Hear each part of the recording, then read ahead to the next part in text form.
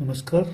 Divya computer की master class number 2 में आपका हार्दिक स्वागत है।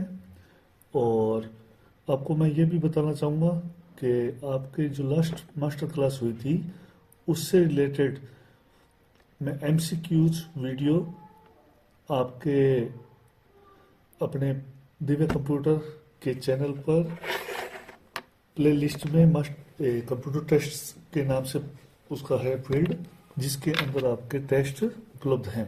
तो आप उसे भी आप सोल्व आउट करके देखें। और आज अपने आगे की क्लास स्टार्ट करते हैं। तो इसके अंदर सबसे पहला आता है चैप्टर नंबर 4, जो कि इंट्रोडक्शन अबाउट इंटरनेट। इंटरनेट का टॉपिक आपके लिए बहुत ही इम्पोर्टेंट है, क्योंकि आपकी जो मेन एग्ज़ाम है उसके अंदर 6 से 7 क्वेश्चंस न्यू टेक्नोलॉजी पर इंटरनेट और डिजिटल पेमेंट सिस्टम पे आपके आते हैं। तो शुरुआत करते हैं। तो इंटरनेट जो है सबसे पहले 1969 में इसकी शुरुआत हुई और इसे advance research project agency network America में युद्ध के समय इसे स्टार्ट किया गया। इस समय सिर्फ और सिर्फ डाटा ट्रांसफर होता था और प्रॉपर रूप से इंटरनेट जो विकसित हुआ वो 1991 में हुआ और डब्ल्यू की लॉन्चिंग हुई। डब्ल्यू मतलब वर्ल्ड वाइड वेब। और इसके बाद आता है अपना इंटरनेट वर्सेस इंट्रानेट। इंटरनेट क्या चीज़ है और इंट्रानेट क्या चीज़ है, इस पे काफ़ी बार क्वेश्चन आ चुके हैं पेपर में। तो इंटरनेट जो चीज़ है, इंटरनेट होता है अपना एक फ्रीडम नेटवर्क जो अपने कोई भी पीपल या ऑडियंस उसे यूज में ले सकती है। जबकि इंट्रानेट जो है अपना एक निजी नेटवर्क होता है, पर्सनल नेटवर्क के नाम से भी इसे जाना जाता है, जो कि गवर्नमेंट सेक्टर्स, ऑफिसेज या फिर अपने स्मॉल अपना कोई पर्सनल वर्कआउट है या वर्कशॉप है, वहां पर इसे यूज में लिया जाता है। अब इन दोनों में सिमिलरिटी और डिफरेंसेस। इंटरनेट जो है अपना फ्रीडम नेटवर्क होता है और एक जो है अपना इंट्रानेट जो कि निजी नेटवर्क होता है। इन दोनों में समानता ये है कि दोनों के दोनों ये टीसीपी आईपी का उपयोग करते हैं। साथ के साथ जो ईमेल या वर्ल्ड वाइड वेब के जो नियम है या रूल्स है, स्टैंडर्ड है, उनको प्रयोग में लेते हैं। और डिफरेंस ये आता है कि इंटरनेट जो व्यक्ति चलाते हैं या इंटरनेट यूजर जो हैं, वो इंटरनेट के जो साइट्स है या इंटरनेट के जो अपने एक्सेस करते हैं लोग, उनके ऊपर या उनकी साइटों को वो एक्सेस नहीं कर सकते। मतलब इंटरनेट यूजर इंटरनेट एक्सेस नहीं कर सकता, जबकि इंटरनेट यूजर इंटरनेट को यूज कर सकता है। इन दोनों में सुनने में आपको डिफरेंस लग रहा होगा, एक ही चीज बोल रहे हैं, लेकिन दोनों में डिफरेंस है। इंट्रानेट जो है वो निजी नेटवर्क होता है, एक तरह का कैंपस का नेटवर्क जो कि ऑल ओवर सभी को एक्सेस कर सकता है। इंटरनेट भी यूज कर सकता है और अपना ऑफिस का नेट भी एक्सेस कर सकता है। जबकि ऑडियंस जो है सिर्फ और सिर्फ इंटरनेट यूज करती है, ऑफिस के अंदर का जो नेट है उसे यूज नहीं कर पाती, तो एक तरह से निजी नेटवर्क में एंट्री नहीं कर पाती। तो लैंग्वेज वाइज अगर रीड करें तो ये हो जाता है इंटरनेट का यूजर इंटरनेट पर जा सकता है और यह बिना इंटरनेट के भी चलता है। मतलब इंटरनेट चलाने के लिए आपको इंटरनेट की आवश्यकता नहीं होती या उसके बिना भी चल सकता है। और यह इंटरनेट के मुकाबले ज्यादा सिक्योर होता है। मतलब सुरक्षित, इन दोनों में अगर आपसे सुरक्षित पूछ लिया जाए कि में सिक्योर कौन सा ज्यादा है, तो वो अपना होता है इंट्रानेट, क्योंकि ये एक कैंपस में चलने वाला नेटवर्क होता है जिसे सिर्फ और सिर्फ उसी नेटवर्क के लोग ही यूज में ले सकते हैं। और इंटरनेट यूजर इंटरनेट पे नहीं जा सकता। ये इसकी इम्पोर्टेंट रोल है। तो इसके डिफरेंसेस आपको क्लियर होने चाहिए। इस पे काफ़ी बार थ्योरिकल और डिफरेंसेस बेस भाई इन दोनों में क्या अंतर है, इसके बेस पे आप पे क्वेश्चन काफ़ी आए हुए हैं पेपर में। नेक्स्ट आता है आपका टाइप ऑफ इंटरनेट कनेक्शन। ये थोड़े इजी आ गया। इजी मतलब इनके सिर्फ आपको नेम याद करने हैं भाई, इंटरनेट के कनेक्शन टाइप कौन से हैं। तो इंटरनेट कनेक्शन टाइप अपने डायल अप, ब्रॉडबैंड, फिर आ जाता है आपका वाईफाई जिसका पूरा नाम आ जाता है वायरलेस फिडिलिटी, और डब्लू लैन वायरलेस लोकल एरिया नेटवर्क। फिर आता है डीएसएल डिजिटल सब्सक्राइबर लाइन, और फिर आता है केबल कनेक्शन, फिर आता है सैटेलाइट, और उसके बाद आता है मोबाइल 3G और 4G। ये सारे के सारे जो हैं आपके इंटरनेट कनेक्शन टाइप हैं। तो आपके क्वेश्चन जो इस पे पुट होता है वो इस तरह आता है कि इनमें से इंटरनेट कनेक्शन का टाइप कौन सा है या नहीं है। तो ज्यादातर इस पे नहीं है आता है नन ऑफ आपका कौन सा इसके अंदर इंटरनेट कनेक्शन का प्रकार नहीं है, which is not a part of internet connection या टाइप। फिर आता है आपका टाइप ऑफ इंटरनेट डिवाइसेस। थोड़ा सा बैक लेते हैं। तो इन जो आपको कनेक्शन टाइप बताए गए हैं इनमें अगर आपसे ये पूछा जाए सबसे स्लो नेटवर्क कौन सा है, मतलब किसकी स्पीड कम है, तो वो आता है अपना डायल अप। और फिर आता है डिजिटल सब्सक्राइबर लाइन जो कि एक आप यूं कह सकते हैं जिस जगह अपना वर्कआउट 24 घंटे चलता रहता है, जिसके ऊपर आपका पूरा का पूरा बिजनेस या एक वर्कशॉप या फिर आपका वर्किंग स्टाइल आपका डिपेंड करता है, उस जगह जो इंटरनेट कनेक्शन यूज में लिए जाते हैं वो अपने डीएसएल कनेक्शन लिए जाते हैं। तो डीएसएल कनेक्शन के अंदर क्या है आपका, जैसे रेलवे स्टेशन है, बैंक है, हॉस्पिटल्स है, या फिर आपका साइंटिफिक रिसर्चेज है, इन जगहों पे आपके डीएसएल कनेक्शन मतलब डिजिटल सब्सक्राइबर इनकी क्या है टेलीफोन लाइनों से मेन लाइन मतलब एक स्पेशल लाइन लगाई जाती है जो कि पे यूजर कम होने के कारण इसकी स्पीड बहुत ही ज्यादा होती है। और अब बारी आती है टाइप ऑफ मॉडेम। मॉडेम जो कि अपना इस पे क्वेश्चन काफी आ जाते हैं पेपर के अंदर भी। तो मॉडेम जो है इंटरनेट कनेक्शन जब आपने ले लिया तो उस कंप्यूटर के साथ कनेक्टिविटी करने के लिए आपको एक डिवाइस लगानी पड़ती है, तो उस डिवाइस को बोला जाता है मॉडेम। अब मॉडेम जो है आपके कितने टाइप के हैं, मॉडेम आपका इंटरनल, एक्सटर्नल और पीसी मॉडेम, ये 3 टाइप के मॉडेम आपको उपलब्ध होते हैं। इंटरनल मतलब कंप्यूटर या आपके सिस्टम के अंदर लगा हुआ, और एक्सटर्नल मतलब कंप्यूटर या डिवाइस के बाहर अलग से लगाने वाला, और पीसी मॉडेम जो छोटे आजकल वाईफाई डोंगल आते हैं उसे क्या बोल दिया जाता है, पीसी मॉडेम, जिसे आप मोबाइल के अंदर या नोटबुक में या लैपटॉप में एडिशनल जो अडेप्टर लगा के आप कनेक्टिविटी करते हैं उसे बोला जाता है पीसी मॉडेम। तो मॉडेम की जो वर्किंग रहती है वो ये रहती है कि इंटरनेट को एक्सेस करवाने के लिए हमें सहायता प्रदान करता है, और ये क्या करता है सिग्नल ट्रांसलेशन करता है, क्योंकि अपनी डिवाइसेस जो हैं डिजिटल पे वर्कआउट करती है। अपना मोबाइल है, चाहे आपका लैपटॉप है, चाहे टीवी है, तो अपने जो सिग्नल शो होते हैं वो या जो अपने को दिखाई दे रहा है वो अपने को क्या होता है डिजिटल फॉर्मेट में शो होता है। तो मॉडेम क्या करता है डिजिटल सिग्नल को एनालॉग सिग्नल में ट्रांसमिट या ट्रांसलेशन करता है, जिसे बोला जाता है मॉड्यूलेशन। और उसी तरह दूसरी तरफ जिस जगह अपने सिग्नल को भेजते हैं वहां पर जो मॉडेम लगा है अदर स्टेशन पे या दूसरे यूजर पे, वहां का जो मॉडेम क्या करेगा वो ये करेगा कि जो अपने सिग्नल सेंड किए उन सिग्नल को इकट्ठा करके डिजिटल फॉर्म में कन्वर्ट करेगा, तो उसे बोला जाएगा डीमोडुलेशन। मतलब मॉडर्न क्या करता है, मॉड्यूलेशन और डीमोडुलेशन दोनों वर्क करता है।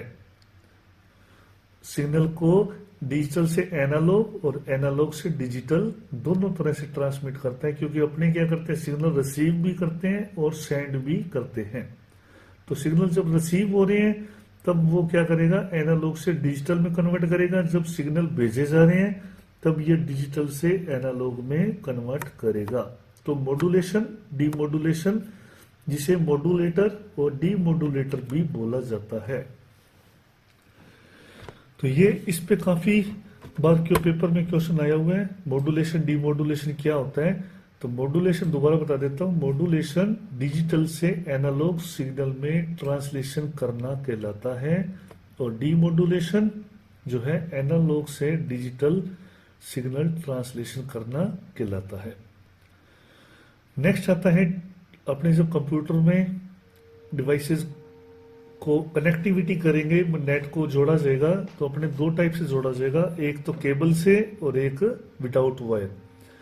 तो वायर से जोड़ेंगे तो अपने तीन तरह की वायरें यूज की जाती हैं।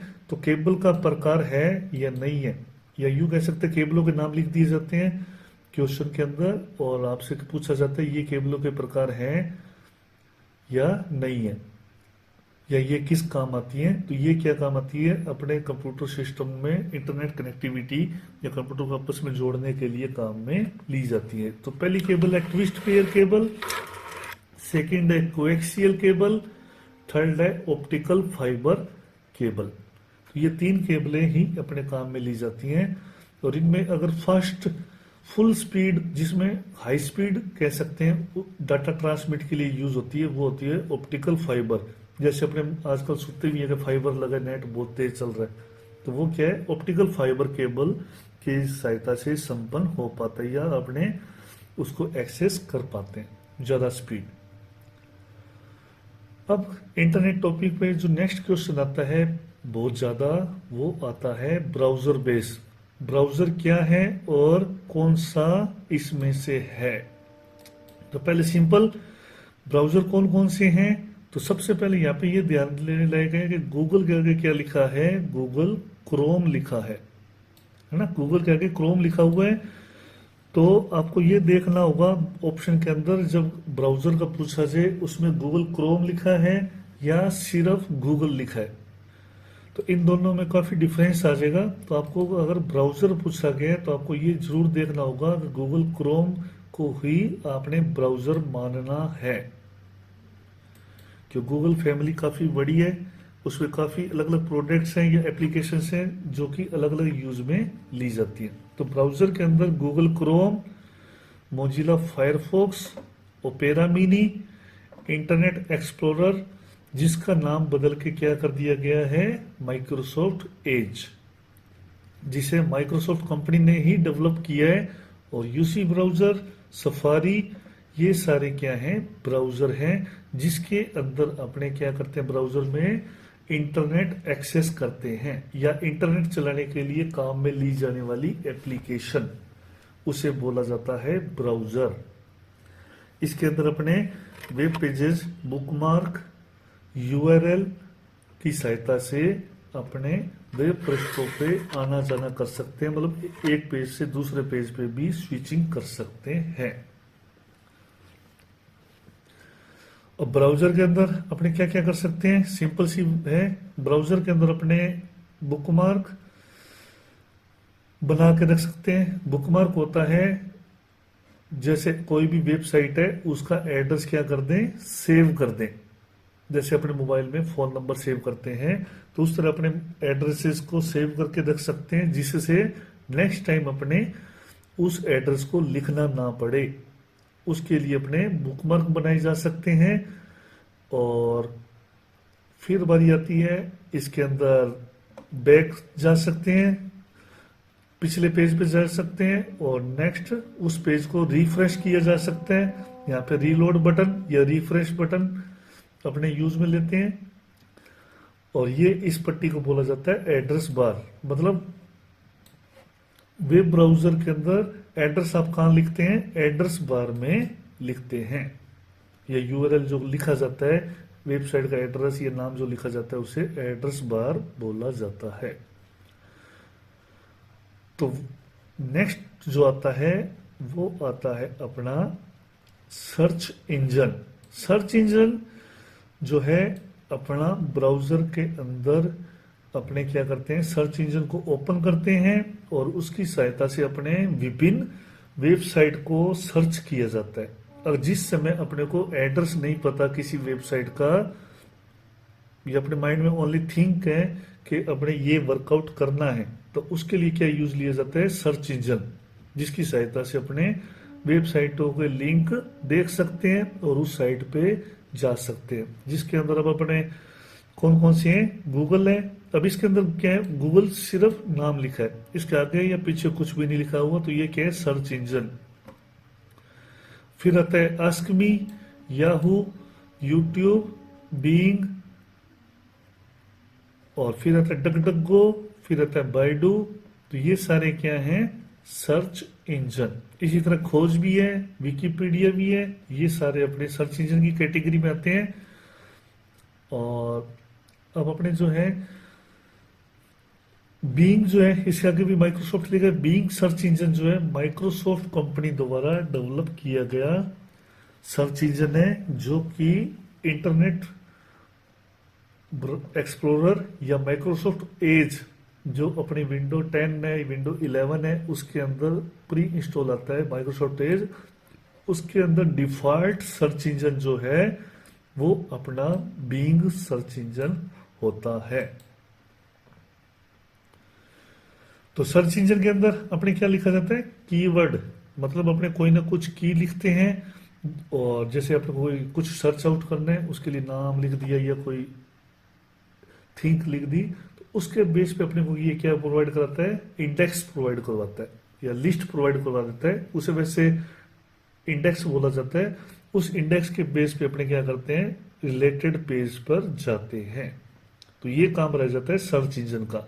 सर्च इंजन वेबसाइटों को खोजने के लिए काम में लिया जाता है, जो कि कीवर्ड और लिस्ट पे प्रोवाइड करता है, या कीवर्ड और अपने इंडेक्स पे वर्कआउट करता है। नेक्स्ट आता है अपना कंप्यूटर को, जैसे अभी केबल बताई थी, उसी तरह वायरलेस तरीके से कैसे जोड़ेंगे। तो वायरलेस तरीके से जोड़ने के लिए अपने क्या यूज होता है, Bluetooth, wifi, Li-Fi, microwave, satellite, इस माध्यम से अपने कंप्यूटरों को आपस में कनेक्ट किया जा सकता है, वो भी बिना वायरों के। अब ब्लूटूथ, वाईफाई, लाईफाई, ये जो हैं जितने भी हैं, इनको किस तरीके से जोड़ते हैं, अपने पास की के द्वारा या यूजर आईडी पासवर्ड के द्वारा जोड़ा जाता है। जैसे ही अपने आईडी पासवर्ड लगाते हैं तो उस समय क्या बोलते हैं, SSID लगाई जाती है। यूजर नेम जो इनपुट करते हैं भाई किसका वाईफाई है, तो उस जगह जो फीड करते हैं वो क्या होता है, SSID, सर्विस सेट आइडेंटिफिकेशन। और उसके बाद पासवर्ड लगाए जाते हैं और वापस में पेयर बना के आपस में जोड़ते हैं। उसी तरह ब्लूटूथ में पहले अपने सर्च करते हैं, फिर उसको आपस में कोड के द्वारा आपस में कनेक्ट करके, मतलब पेयर बना के आपस में जोड़ते हैं, और उसमें डाटा ट्रांसमिट या नेट चलाना या वॉइस चलानी, कोई भी भले एक्स वर्क करना अपना पॉसिबल होता है। Wifi wireless fidelity, lifi light fidelity, इन दोनों के ये पूरे नाम है। अब आ गया टाइप ऑफ एप्लीकेशंस गूगल की, क्योंकि जैसे मैंने लास्ट अभी थोड़ी देर पहले ही बताया, तो गूगल का एप्लीकेशंस काफ़ी हैं, तो इनके बारे में अपने को थोड़ी नॉलेज होनी चाहिए पेपर लेवल के लिए, ताकि अपने ऑप्शन सही जाएं और आंसर भी सही जाए, उसको अच्छे से रीड आउट कर सकें। तो गूगल क्रोम जो है वो है अपना ब्राउजर, फिर आता है गूगल जो है सर्च इंजन, फिर आता है गूगल कीबोर्ड जो कि मल्टीपल लैंग्वेज कीबोर्ड होता है, जिसके अंदर अपने अलग अलग तरह की लैंग्वेजेस में वर्कआउट कर सकते हैं। गूगल हैंगआउट जो कि चैट एप्लीकेशन है, गूगल ड्राइव जो कि ऑनलाइन डाटा स्टोर प्लेटफॉर्म है, जिसपे अपने ऑनलाइन डाटा स्टोर करके रख सकते हैं और किसी भी जगह से एक्सेस कर सकते हैं। फिर आता है गूगल ग्लास, जो कि अपने शरीर पर पहनकर अपने यूज में लेते हैं, जैसे स्मार्ट वॉच है या फिर अपना चश्मा, जिसे गूगल ग्लास बोल दिया जाता है, गूगल्स बोल देते हैं अपने, जिसके 3D फिल्म्स देखने के लिए काम में आता है। तो वो क्या है, बैन बॉडी एरिया नेटवर्क। जैसे लैन होता है लोकल एरिया नेटवर्क, वैसे ही बैन क्या होता है, बॉडी एरिया नेटवर्क। इसी तरह एक पैन होता है जिसे बोला जाता है पर्सनल एरिया नेटवर्क, और एक होता है अपना मैन मेट्रोपोलियन एरिया नेटवर्क, और एक होता है वैन जिसे बोला जाता है वाइड एरिया नेटवर्क। हालांकि ये आपके नेटवर्किंग का पार्ट नहीं है, लेकिन फिर भी इनकी फुल फॉर्म आपके एग्जाम में आ सकती है। दोबारा रिपीट कर रहा हूं, BAN body area network, LAN local area network, वैन wide area network, MAN metropolitan area network, और PAN personal area network. Android, जिसे अपने कहते थे एंड्रॉइड मोबाइल है, iOS, वो है गूगल द्वारा डेवलप किया गया ऑपरेटिंग सिस्टम। जीमेल, ये क्या है, mail service providing system application है, जिसके अंदर अपने ईमेल वगैरह फैसिलिटी उपलब्ध होती है, मेल भेजना और रिसीव करना। Google due, video call application है।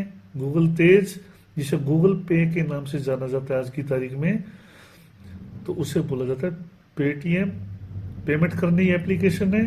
उसी तरह गूगल ट्रांसलेट, जो कि लैंग्वेज ट्रांसलेटर होता है, अपने भाषा अनुवादक के काम में लिया जाता है। तो ये है गूगल की एक अलग अलग एप्लीकेशंस। और नेक्स्ट आता है अपनी वेबसाइट के प्रकार। वेबसाइट अपने दो टाइप की होती है, एक तो होती है स्टैटिक और एक होती है डायनामिक। अब इन दोनों में मेजर डिफरेंस अपने को यहाँ पे दो क्वेश्चन है। एक तो ये है कि वेबसाइट कितने टाइप की है, तो अपने वेबसाइट दो टाइप की होती है, स्टैटिक, डायनामिक, और एक ब्लॉग भी आ जाता है, जो कि लोग अक्सर अपना पर्सनल ब्लॉग लिखते हैं, वैसे वो स्टैटिक में आ जाता है ताकि अनुवादक के रूप में आता है। तो ये इन दोनों में क्या डिफरेंस है, स्टैटिक में जो है अपना इंटरेक्शन की परमिशन नहीं होती, जबकि डायनामिक में इंटरेक्शन की परमिशन होती है। तो ये मतलब आप ऑडियंस जो है आपको एक तरह से फीडबैक फोरम में या फिर कोई भी एडिटिंग की आपको सजेशन देते रहते हैं या आपसे बातचीत कर सकते हैं, वो कहलाती है डायनामिक ऐप। तो स्टैटिक ऐप सिर्फ और सिर्फ ऑर्डर फॉलो करते हैं या आपके पेजेस को सिर्फ रीड आउट करते हैं, कोई भी उसमें इंटरेक्शंस नहीं होता। तो ये है वेबसाइट के टाइप। तो नेक्स्ट आता है अपना एड्रेस बेस्ड क्वेश्चन, जो से अब पूरा कंप्लीट रूप से HTTP से लेकर ये जो लिखा हुआ है अपना HTML तक, इसे क्या बोला जाता है, इसे बोला जाता है अपना URL।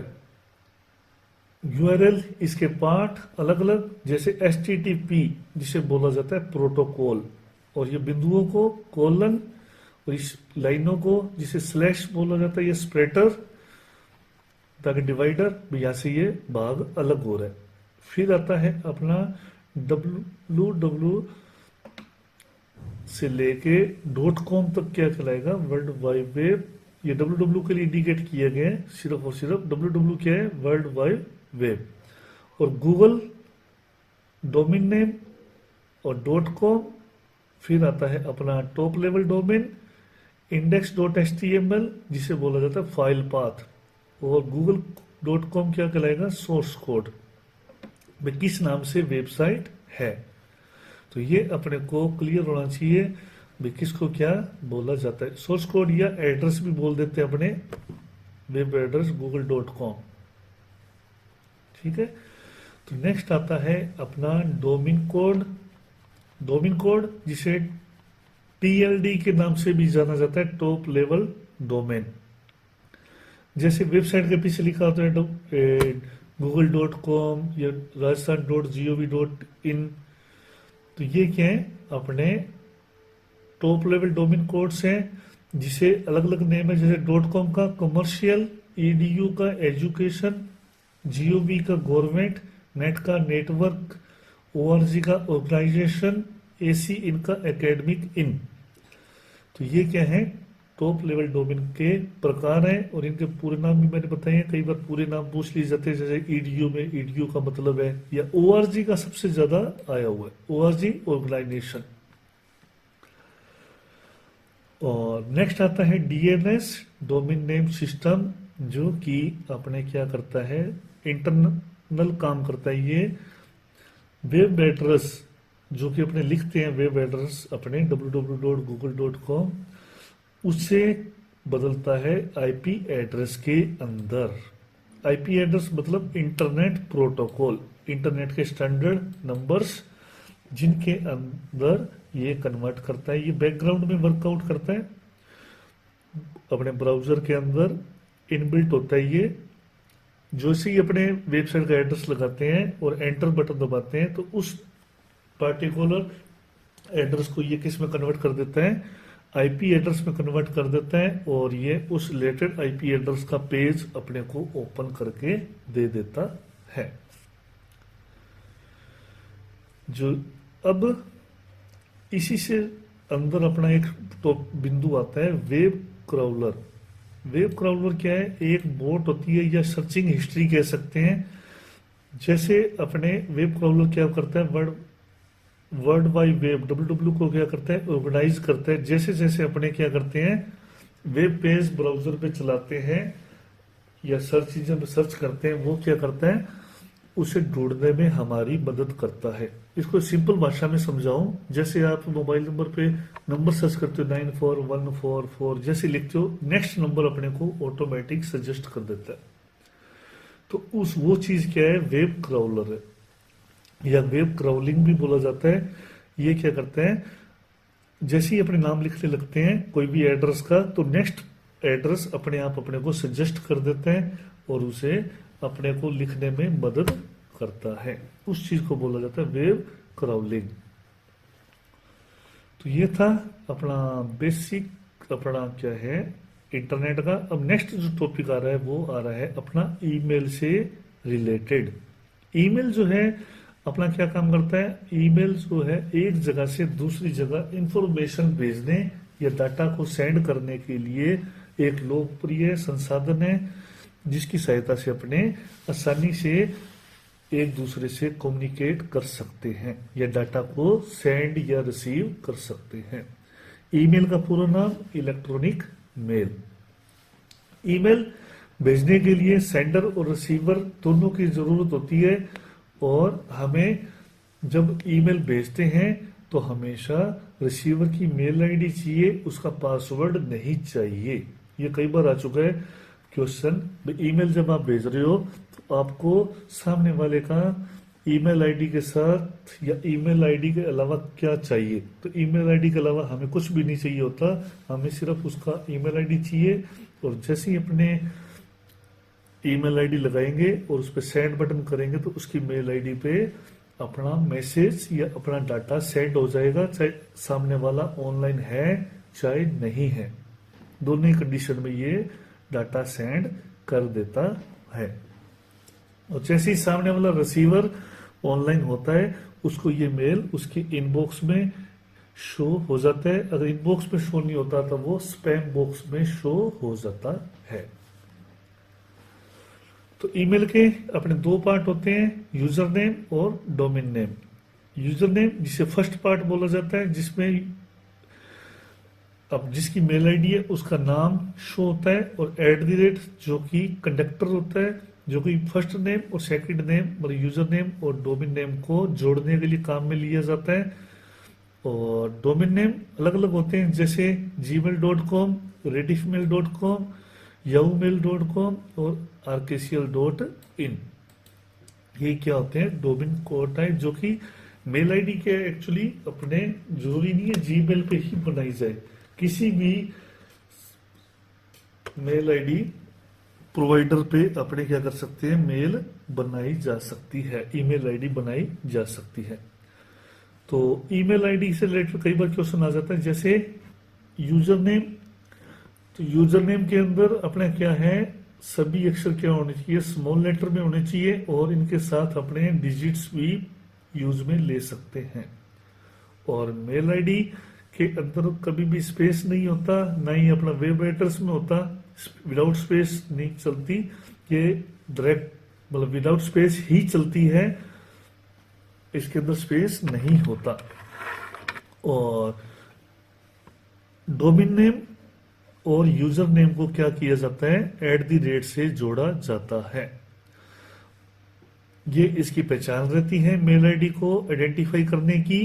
और पासवर्ड जो है अपना कैपिटल, स्मॉल लेटर, नंबर और सिंबल के साथ अगर जो अपने बनाते हैं तो उसे स्ट्रॉन्ग पासवर्ड या मजबूत पासवर्ड के नाम से जाना जाता है, या टिपिकल पासवर्ड के नाम से भी जाना जाता है। कई बार इस पे क्वेश्चन आ जाता है, पासवर्ड इनमें से छांटे कौन सा हार्ड है या कौन सा स्ट्रॉन्ग है, या ऐसा पासवर्ड जो जल्दी से याद ना हो, जिससे हैकर अपने ईमेल आईडी पे अटैक ना कर सके। तो उनके अंदर क्या क्वालिटी होनी चाहिए, कैपिटल होना चाहिए, स्मॉल लेटर के साथ होना चाहिए, नंबर भी होने चाहिए और सिंबल भी होने चाहिए। अब बारी आती है अपना जीमेल से रिलेटेड संग बिंदु, जैसे कंपोज क्या करता है, ऑप्शन ईमेल के अंदर नई मेल लिखने की परमिशन देता है। जब अपने को नया मेल भेजना है, किसी को मेल भेजना है, तो हम हमेशा कंपोज पे क्लिक करके मेल को भेजते हैं या मेल राइटिंग स्टार्ट करते हैं। इनबॉक्स प्राप्त मेल भेजा देखने के लिए सेंड या सेंट मेल, जिसके अंदर आउटगोइंग मेल देखने के लिए भाई जो मेल भेजे गए हैं उसको देखा जा सकता है। फिर आता है ड्राफ्ट के अंदर जो है अपना इनकम्प्लीट या सेव्ड ईमेल देखने हो तो हम क्या करते हैं, ड्राफ्ट के अंदर जाके देख सकते हैं। फिर आता है ट्रैश, जो कि एक अपना ऑप्शन होता है, फोल्डर होता है, जिसके अंदर अपने गलती से अगर मेल डिलीट हो गया है तो वहां से हम अपनी ईमेल को रिकवर भी कर सकते हैं। और स्पैम, जिसके अंदर अनवांटेड मेल्स या ऐसी मेल कंप्यूटर जनरेटेड या जो मेल भेजिए इनबॉक्स में शो नहीं हो रही तो वो अपनी कहाँ चली जाती है, स्पैम बॉक्स में चली जाती है, या हमारे को वहां दिखाई देगी। तो ये इससे रिलेटेड अपने को कई बार थ्योरिकल क्वेश्चन मेल से रिलेटेड पूछ लिया जाता है। और नेक्स्ट आता है अपना सीसी और बीसीसी। सीसी कार्बन कॉपी, जो कि अपने यदि मेल की कॉपीज एक से ज्यादा व्यक्तियों को भेजनी है तो हम उसकी मेल आईडी कहाँ लिखेंगे, तो उसकी मेल आईडी अपने सीसी ऑप्शन में लिखी जाती है, ताकि ये एक दोनों मतलब जिन व्यक्तियों को हम मेल भेज रहे हैं वो आपस में कोऑर्डिनेट कर सकें और उसका रिस्पॉन्स देख सके। तो उसके लिए यूज की जाती है सीसी कार्बन कॉपी। और फिर आती है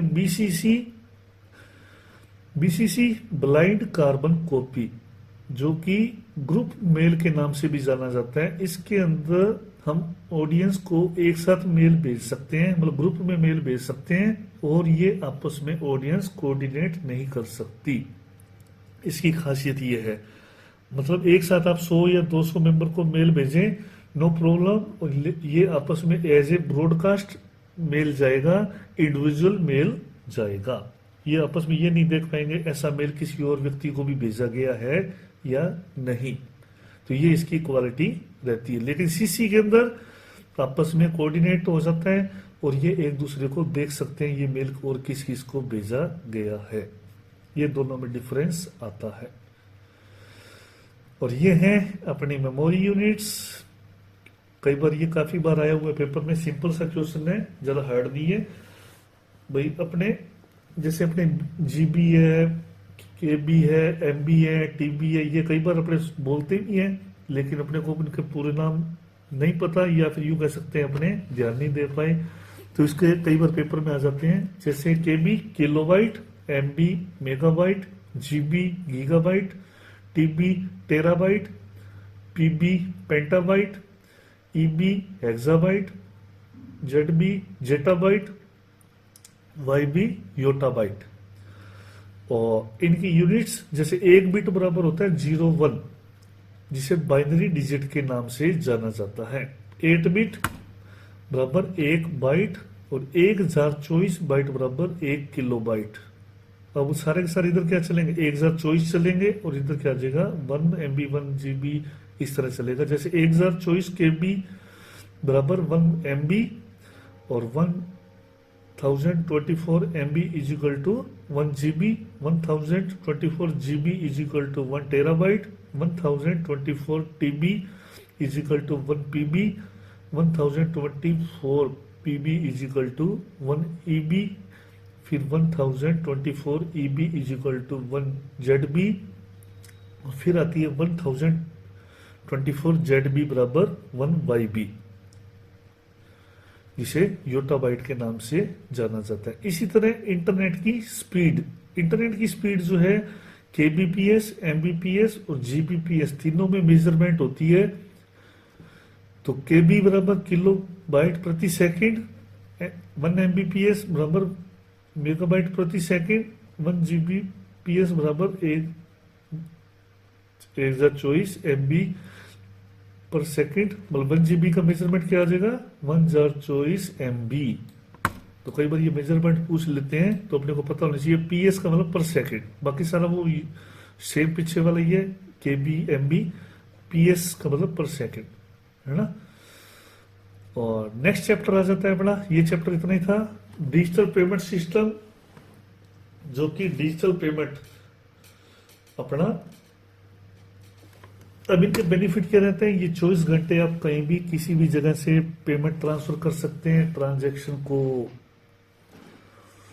आसानी से यूज कर सकते हैं, पेमेंट ट्रांसफर है वो कर सकते हो, उसके अलावा रिसीव कर सकते हो, इसमें समय सिक्योर होता है और सुरक्षित भी है, क्योंकि अपने को कहीं पैसे गिरने का या चोरी होने का झंझट नहीं रहता और घर बैठे ही अपना सारा काम हो जाता है, लाइट बिल भरना, पानी बिल भरना या एक्सेट्रा कोई भी bill pay.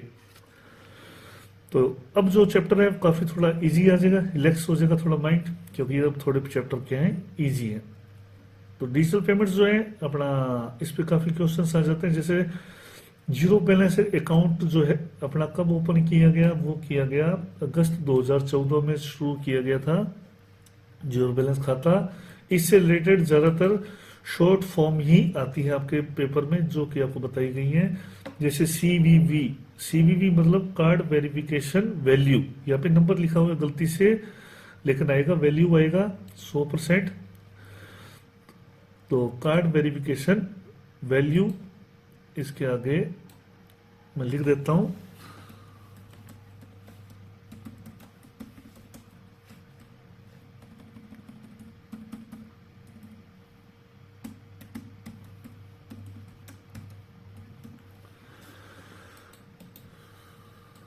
Card verification value अपना आएगा। और OTP, one time password, NPCI क्या है, जिसने रुपीज कार्ड मतलब क्रेडिट कार्ड डेबिट कार्ड जो होते हैं भारत में बने हुए क्रेडिट कार्ड या डेबिट कार्ड जो है वो किसने लॉन्च किए हैं, एनपीसीआई ने लॉन्च किए हैं, जिसे बोला जाता है national payment corporation of India. HTTPS hyper text transfer protocol, और SSA बन जाएगा सिक्योर। तो ये दोनों फॉर्म होती है, इसलिए यहाँ पे पूरा नहीं लिखा हुआ, क्योंकि डिफरेंस बताने के लिए। SSA सिक्योर है, बाकी नेक्स्ट अपना जो आ जाएगा हाइपर टेक्स्ट ट्रांसफर प्रोटोकॉल। अगर HTTP का पूछे तो हाइपर टेक्स्ट ट्रांसफर प्रोटोकॉल, और HTTPS का पूछे तो hyper text transfer protocol secure. और इन दोनों में HTTP और HTTPS में डिफरेंस क्या होता है। HTTPS क्या होता है, सुरक्षित वेबसाइट की पहचान के लिए एक प्रोटोकॉल होता है, जिससे अपने उनकी आइडेंटिफाई कर सकते हैं और ये सुरक्षित होती हैं। UPI यूनिफाइड पेमेंट इंटरफेस और Bhim Bharat interface for money.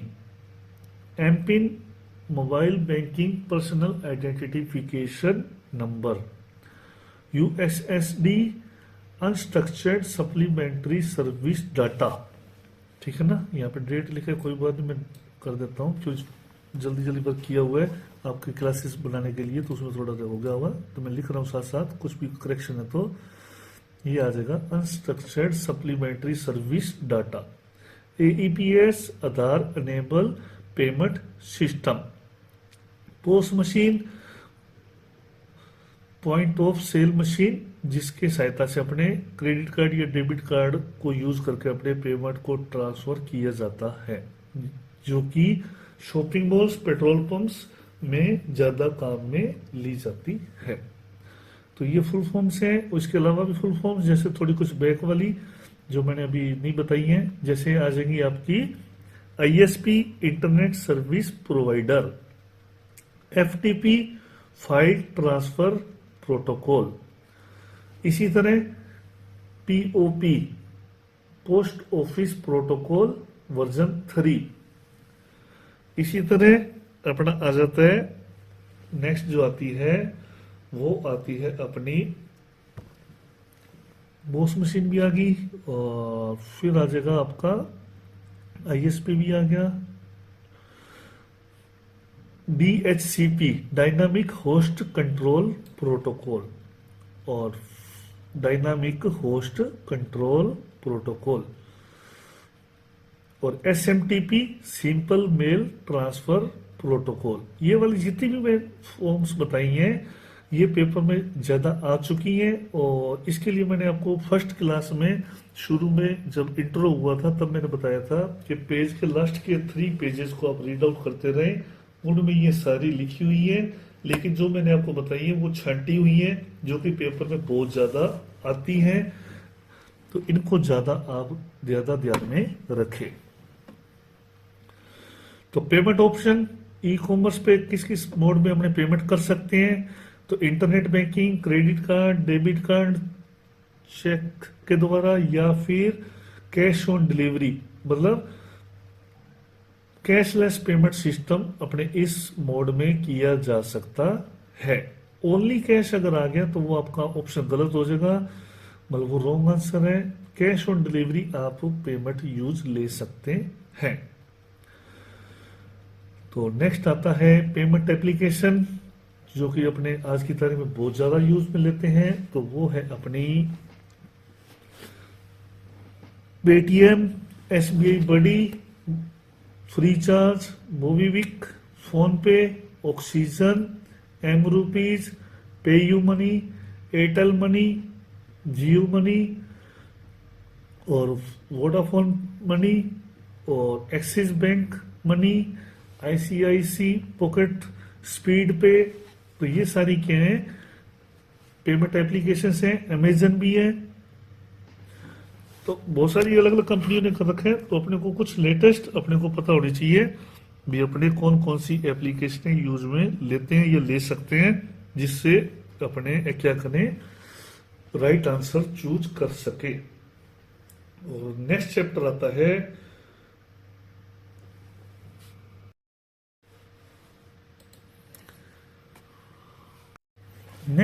आता है अपना नंबर 6 ई कॉमर्स, जो कि इंटरनेट और डिजिटल पेमेंट से ही मिलता जुलता है, क्योंकि इसी लाइन का ही है। तो ई कॉमर्स इलेक्ट्रॉनिक व्यापार, जो पिछला था डिजिटल पेमेंट, भी अपने ऑनलाइन पेमेंटें कैसे करनी है, और इसमें है अपना भाई अपने ई कॉमर्स इलेक्ट्रॉनिक व्यापार कैसे करना है। तो इलेक्ट्रॉनिक व्यापार, इसके अंदर जो मेन लाइन आती है B2C, B2B, C2B और C2B, C2C और C2B रहता है। B2C मतलब बिजनेस टू कंज्यूमर, और फिर आ जाता है B2B business to business, C2C consumer to consumer, और C2B कंज्यूमर टू बिजनेस। ये हमारे इनके पूरे नाम रह जाते हैं। और B2C मतलब कंपनी जब अपना गुड्स या प्रोडक्ट्स डायरेक्ट सेल आउट करे कस्टमर को या कंज्यूमर को, तो उसे क्या बोला जाएगा B2C। और B2B एक कंपनी द्वारा अपनी द्वारा दूसरी ही कंपनी को या एक व्यापारी द्वारा दूसरे व्यापारी को जब गुड्स सेंड किया जाता है या सर्विसेज प्रोवाइड करवाई जाती हैं आगे सेल आउट करने के लिए, तो उसे क्या बोला जाता है B2B। और C2C कंज्यूमर टू कंज्यूमर, जिसके अंदर एक उपभोक्ता अपने ही उत्पाद को अन्य उपभोक्ता को सेल आउट करता है तो उसे बोला जाता है C2C। और C2B, इसके अंदर उपभोक्ता अपने प्रोडक्शन या उत्पाद को कंपनी को सेल आउट करते हैं बिड्स के माध्यम से या किसी और मोड में, तो उसे बोला जाता है C2B। और मोबाइल द्वारा किया जाने वाला बिजनेस उसे बोला जाता है M कॉमर्स, जिसे बोला जाता है मोबाइल कॉमर्स, जिसके अंदर खरीदना बेचना या सर्विसेज को प्रोवाइड करवाना शामिल होता है। ई कॉमर्स की वेबसाइट्स जैसे फ्लिपकार्ट है, अमेजन है, स्नैपडील है, पेटीएम है, जबोंग है या मेशो है, अभी वर्तमान में काफी ये चल रही है, तो इनके माध्यम से आप ई कॉमर्स वर्कआउट किया जा सकता है। सोशल साइट के नेम आपके जो सिलेबस में होती ही नहीं है, वैसे तो बहुत सारी चलती हैं, जैसे फेसबुक है, ट्विटर है, लिंक्डइन है, इंस्टा भी है। तो ये सारी क्या है, सोशल वेबसाइट प्लेटफॉर्म है जिन पे आप अपना सोशल साइट्स पे अपना अलग अलग वर्कआउट करते हैं। तो फेसबुक क्या काम आती है, फ्रेंड्स सर्किल को जोड़े रखने के लिए काम में लिया जाता है। और इसके अंदर जो मेन है वो है अपना प्रेजेंस टेक्नोलॉजी। ये क्या करते हैं, प्रेजेंस टेक्नोलॉजी से अपने ये देख सकते हैं कि वर्तमान में जिस समय आप फेसबुक चला रहे हैं उस समय आपका साथी या फ्रेंड कौन सा ऑनलाइन है, इसको देखने के लिए जिस टेक्नोलॉजी को काम में लिया जाता है उसे बोला जाता है प्रेजेंस टेक्नोलॉजी। फिर आता है मार्केट प्लेस, जो कि क्लासिफाइड पोस्ट करने की परमिशन देते हैं ताकि आप अलग अलग अपना प्रचार प्रसार कर सकें। और फिर वेब फेसबुक पेज भी प्रिपेयर किया जा सकता है, अपने कई लोग करते भी हैं इंस्टीट्यूट का या कोई भी अपना पर्सनल भी, तो उसके अंदर आप फेसबुक पेज भी प्रिपेयर होते हैं एज ए ब्लॉग टाइप, जिसके अंदर आप अपनी एक्टिविटी पोस्ट करते हैं। उसके अलावा फोटोज पोस्ट करना, वीडियो पोस्ट करना, लाइव स्ट्रीमिंग करना, काफ़ी अलग अलग फीचर्स अपने को यूज करने में इसमें मिल जाते हैं। नेक्स्ट आता है ट्विटर, जो कि अपने को 140 कैरेक्टर्स लिखने की अनुमति देता है या परमिशन देता है एक बार संदेश भेजने के लिए। और जो अपने मैसेज भेजते हैं उसे बोला जाता है ट्वीट करना। और हमारे किए गए ट्वीट पे अगर कोई ऑडियंस या कोई व्यक्ति रिप्लाई करता है या कमेंट करता है तो उसे बोला जाता है रीट्वीट करना। और ट्विटर को माइक्रो ब्लॉगिंग भी बोला जाता है क्योंकि इसके अंदर छोटे छोटे लिंक को जोड़ा जा सकता है, इसलिए इसे माइक्रो ब्लॉगिंग के नाम से भी जाना जाता है। टाइम्सलाइन ये अपने फेसबुक और ट्विटर दोनों में यूज होती है। मतलब जो मैसेज अपने भेजते हैं सबसे लास्ट वाला मैसेज जो है सबसे टॉप में दिखाई देता है। मतलब अपने जो मैसेज भेजे जाते हैं उनकी क्या बनती है, हिस्ट्री बनती है संदेश की, और ऑर्डर बनता है। उस ऑर्डर सिस्टम को बोला जाता है टाइम्स लाइन। जो सबसे पहले मैसेज है वो सबसे लास्ट में शो होता है। और लिंक्डइन जो कि जॉब प्रोफेशनल के लिए यूज में लिए जाने वाला सोशल साइट प्लेटफॉर्म है। अब नेक्स्ट आता है चैट एप्लीकेशन। चैट एप्लीकेशन के अंदर अपने जो है वो है WhatsApp, Facebook messenger, Yahoo messenger, Google due video के लिए गूगल ड्यू और स्काइप, ये ज़्यादा फेमस है। उसके अलावा Google hangout, Snapchat, hike, Telegram, Instagram, ये सारी क्या है चैट एप्लीकेशंस हैं जिनके अंदर अपने चैट करके या डाटा भी सेंड हो जाता है आजकल, तो इनके अपने डाटा भी सेंड किया जा सकता है। इनके अंदर एक डिफरेंट आता है ईमेल और इसमें कि हम चैट एप्लीकेशन के अंदर सामने वाले के पास भी सेम एप्लीकेशन होना जरूरी होता है, जबकि ईमेल के अंदर सामने वाले के पास कोई भी सर्विस प्रोवाइडर की मेल आईडी है उस पर हम मेल भेज सकते हैं या रिसीव कर सकते हैं। लेकिन चैट एप्लीकेशन में दोनों यूजर के पास, रिसीवर और सेंडर के पास सेम एप्लीकेशन होना जरूरी होता है। ये थोड़ा डिफरेंस रहता है। और अब आता है ई लर्निंग प्लेटफॉर्म, जिसके अंदर MOOC, इसकी पेपर में काफी आ चुका है और यूज होता है। MOOC क्या है, मैसिव ओपन ऑनलाइन कोर्सेज। जो कि अपने क्या करता है, ऑनलाइन स्टडी के लिए प्लेटफॉर्म है जिसके अंदर अलग अलग है, ईडेक्स, यूडेसिटी और कोर्सेरा। ये सारे क्या हैं, अपने ऑनलाइन प्लेटफॉर्म है जिसके अंदर अपने क्या करते हैं, ऑनलाइन स्टडी की जा सकती है। और फिर आता है इसके अंदर ईडेक्स, और के अंदर क्या रहेगा, ईडेक्स के अंदर अपना ओपन ऑनलाइन कोर्स कंपनी है जिसके अंदर यूनिवर्सिटी लेवल के कोर्स होते हैं, वो भी फ्री ऑफ कॉस्ट। और यूडेसिटी के अंदर universal courses, university courses, professional courses और वोकेशनल कोर्सेज करवाए जाते हैं। और कोर्सेरा में एजुकेशन टेक्नोलॉजी संगठन है जिसके अंदर physics, engineering, human medical science और life science, social science, math, business, computer science, digital marketing, data science, इनके कोर्सेज करवाए जाते हैं। फिर आता है अपना खान एकेडमी जिसके अंदर अपना अलग अलग लैंग्वेजेस के अंदर हमें क्या मिलता है, वीडियो कंटेंट या ऑडियो कंटेंट मिल जाता है लेक्चर्स के रूप में, जिसके अंदर स्पेनिश, पुर्तगाली, फ्रेंच, हिंदी और इंग्लिश अलग अलग लैंग्वेजेस में हमें डाटा मिल जाता है।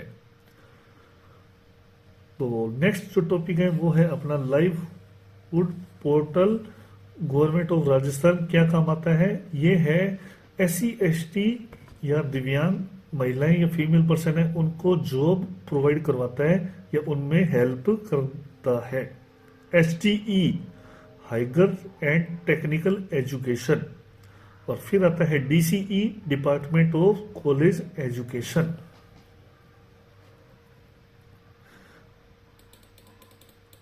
और DTE डिपार्टमेंट टेक्निकल एजुकेशन। और नेक्स्ट आता है NPTEL जो कि national programme on technology enhanced learning.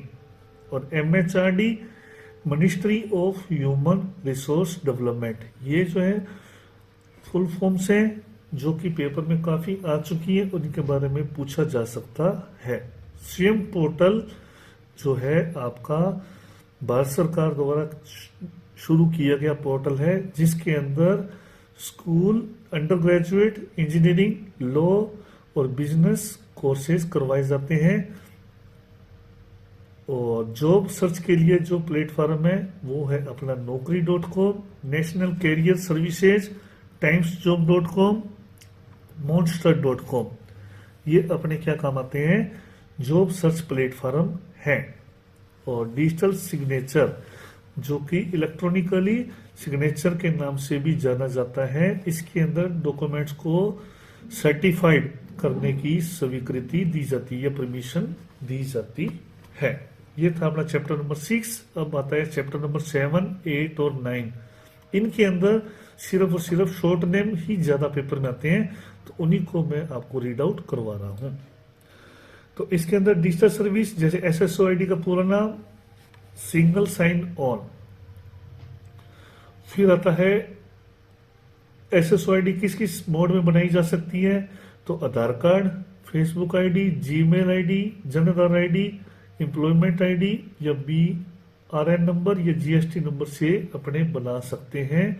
और SSOID बेसिकली जो बनाई जाती है वो अपने सिटीजन की बनाई जा सकती है या फिर अपने व्यावसायिक ID बनाई जा सकती है। सिटीजन मतलब नागरिकों के लिए, और एक जो जॉब लग चुके हैं या जो व्यापार करते हैं उनकी ID। इसके दो मोड में अपने ID बनाई जाती है। इनके अंदर चलने वाली एप्लीकेशन, इस पे काफी क्वेश्चन आते हैं। तो राजमेघ जो है वो जो है अपना ऑनलाइन डाटा स्टोर प्लेटफॉर्म है। राजनेट इंटरनेट सर्विस प्रोवाइडर है जिसके अंदर अपने इंटरनेट मिलता है, जैसे जियो नेट है, एयरटेल है, वैसे ही ये राजनेट भी अपना चलता है। उसी तरह राजधारा ज्योग्राफिकल इंफॉर्मेशन सिस्टम है as a like Google map. जैसे गूगल मैप पे अपने अलग अलग लोकेशन देखते हैं, उसी तरह राजधारा पे भी ज्योग्राफिकल इंफॉर्मेशन देखी जा सकती है। राज ई वॉल्ट डॉक्यूमेंट मैनेजर है एज लाइक डिजिटल सिग्नेचर लोकर, जिसके अंदर अपने ऑनलाइन डाटा या ऑनलाइन अपने सर्टिफाइड डॉक्यूमेंट्स रख सकते हैं, गवर्नमेंट अप्रूवल। फिर आता है राज ई साइन, जो कि डिजिटल सिग्नेचर, जो कि अपने डॉक्यूमेंट को सर्टिफाइड करने के लिए यूज में लिए जाने वाला प्लेटफॉर्म है। EPDS electronic public distribution system, EPDS की काफी आ चुकी है पेपर में, तो इसको थोड़ा ध्यान में रखना। EPDS electronic public distribution system. और एफपीएस फेयर प्राइस शो, ग्राहक संपर्क ऑनलाइन या ऑफलाइन और कॉल सेंटर के द्वारा अपने क्या कर सकते हैं, इस एप्लीकेशन से शिकायत दर्ज की जा सकती है और इसका टोल फ्री नंबर 181 होता है। UIDAI unique identification authority of India, जिसपे अपने आधार कार्ड अपडेट बनाए जा सकते हैं या उसके अंदर अपने डाउनलोड किए जा सकते हैं और उसे आधार एनरोलमेंट सेंटर वाले क्या करते हैं, साइट पे आधार कार्ड नया भी बना सकते हैं। आधार कार्ड के डिजिट्स 12 होते हैं, तो ये भी काफी आया हुआ सिंपल सा क्वेश्चन है। पैन परमानेंट अकाउंट नंबर, जिसे NSDL की साइट पे बनाया जाता है। NSDL का पूरा नाम आ जाता है नेशनल सिक्योरिटी डिपॉजिटरी लिमिटेड, और इसके अंदर फॉर्म नंबर 49A फिल किया जाता है और ITR income tax return file. Railway ticket booking करने के लिए IRCTC की साइट पर जाना पड़ता है, जो कि Indian railway catering and tourism corporation इसका पूरा नाम है।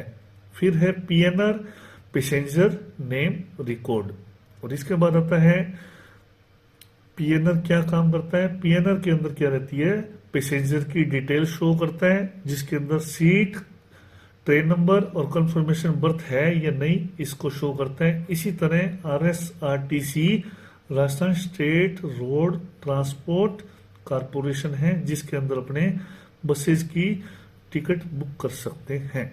NVSP वोटर सर्विस पोर्टल है, जिसपे अपने वोटर ID कार्ड को अपडेट कर सकते हैं और नया भी बना सकते हैं, जिसके अंदर नया बनाने के लिए फॉर्म नंबर 6 और डाटा अपडेटिंग के लिए फॉर्म नंबर 8 भरा जाता है।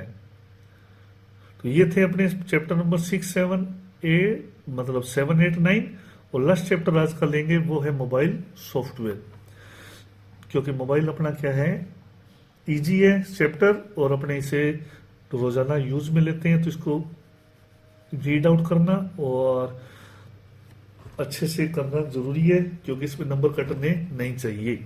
तो अपना आता है मोबाइल के टाइप, फीचर फोन और स्मार्टफोन, ये 2 टाइप के होते हैं। और फिर आता है अपना टेबलेट, जो कि टेबलेट को टेबलेट कंप्यूटर या टेबलेट पीसी के नाम से भी जाना जाता है, जो कि अपने स्मार्टफोन, अपना जो मोबाइल फोन होता है उससे बड़ा साइज होता है और ये स्क्वायर में होता है। फेबलेट जो कि अपना एज लाइक मोबाइल ही होता है, ये मोबाइल को ही फेबलेट बोला जाता है, जिसे का जो साइज है, ये आकार है 4x7 होता है, मतलब इसकी लंबाई ज्यादा होती है, चौड़ाई कम होती है।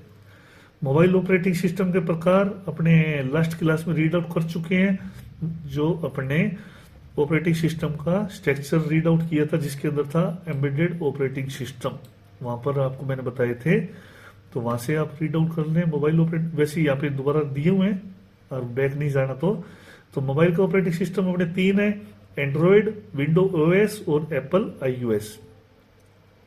एंड्रॉयड जो है लाइनेक्स पर बनाया हुआ ऑपरेटिंग सिस्टम है, जो कि गूगल द्वारा डेवलप किया गया है, और ये ओपन सोर्स प्लेटफॉर्म है, जिसको एडिट करना या फिर मॉडिफाई करना काफी आसान हो जाता है, कस्टमाइज करना। और इसका जो नया संस्करण है या वर्जन है बुक लेवल पे, वो है नोगाट। और फिर आता है विंडो OS, माइक्रोसॉफ्ट कंपनी द्वारा डेवलप किया गया ऑपरेटिंग सिस्टम, जो कि विंडो फोन के नाम से जाना जाता है। जिसके अंदर विंडो 7, विंडो 8, 8.1 या 10 ये इसके वर्जन हैं। एप्पल iOS एप्पल कंपनी द्वारा डेवलप किया गया ऑपरेटिंग सिस्टम है जिसके अंदर थर्ड पार्टी एप्लीकेशंस को यूज करने की परमिशन नहीं होती, मतलब कंपनी द्वारा सर्टिफाइड एप्लीकेशन ही उसे यूज की जा सकती है। और एप्पल कंपनी के अंदर अपने जो है म्यूजिक प्लेयर है आईपॉड एप्लीकेशन को यूज में लिया जाता है। प्ले स्टोर अपने मोबाइल से रिलेटेड, तो प्ले स्टोर जो है Google play store, Apple store और विंडोज स्टोर 3 ही होते हैं जिसकी सहायता से अपने अलग अलग एप्लीकेशन मोबाइल में डाउनलोड कर सकते हैं। क्लाउड स्टोर जो कि अपने Google drive, drop box, Microsoft one drive इनकी सहायता से अपने क्या कर सकते हैं, ऑनलाइन डाटा स्टोर किया जा सकता है। डाटा शेयरिंग जो है अपना शेयरिट, एक्जेंडर और ब्लूटूथ इनकी सहायता से एक डिवाइस से दूसरे डिवाइस में डाटा ट्रांसमिट कर सकते हैं या शेयर कर सकते हैं। गूगल मैप क्या काम करता है, डायरेक्शन देखने या एक जगह से दूसरी जगह आने जाने के लिए और नियरेस्ट पॉइंट देखने के लिए हम इसे काम में लेते हैं। जीपीएस ग्लोबल पोजीशनिंग सिस्टम इसका पूरा नाम, और GPRS general packet radio service, इन दोनों को थोड़ा ध्यान में देना। दोबारा रिपीट कर रहा हूं, जीपीएस ग्लोबल पोजीशनिंग सिस्टम और GPRS general packet radio service इनके पूरे नाम है। और मोबाइल के अंदर लॉक, नन या नहीं लगेगा, मतलब नन और स्वाइप, पैटर्न, पिन और पासवर्ड ये मोबाइल के लॉक के प्रकार हैं। मोबाइल हॉटस्पॉट ऑन उस मोबाइल का किया जाता है जिससे डाटा सेंड करना हो या जिसने नेट देना हो, वो क्या करेगा, मोबाइल हॉटस्पॉट ऑन करता है। और नेक्स्ट आता है अपना लास्ट आज का टॉपिक, वो है चैप्टर अपने मोबाइल चैप्टर का, वो है कंप्रेसिंग और डीकंप्रेसिंग, जो कि फाइलों का साइज छोटा करने के लिए और बड़ा करने के लिए काम में लिए जाने वाला प्रोग्राम होता है या एप्लीकेशन होता है जिससे फाइलों को छोटा करके श्रिंक करके हम एक दूसरे को ज्यादा मात्रा में डाटा सेंड कर सकते हैं। कंप्रेसिंग मतलब साइज को छोटा करना, डीकंप्रेसिंग मतलब दोबारा बड़ा करना। तो फ्रेंड्स ये थी अपनी मास्टर क्लास नंबर 2 और नेक्स्ट क्लास के लिए आप बने रहें दिव्य कंप्यूटर के साथ और ज़्यादा से ज़्यादा इसे शेयर करें, लाइक करें और आप ज़्यादा से ज़्यादा यूजर्स को जोड़ें और आपका पेपर अच्छे से जाए, यही हमारी कामना है। धन्यवाद।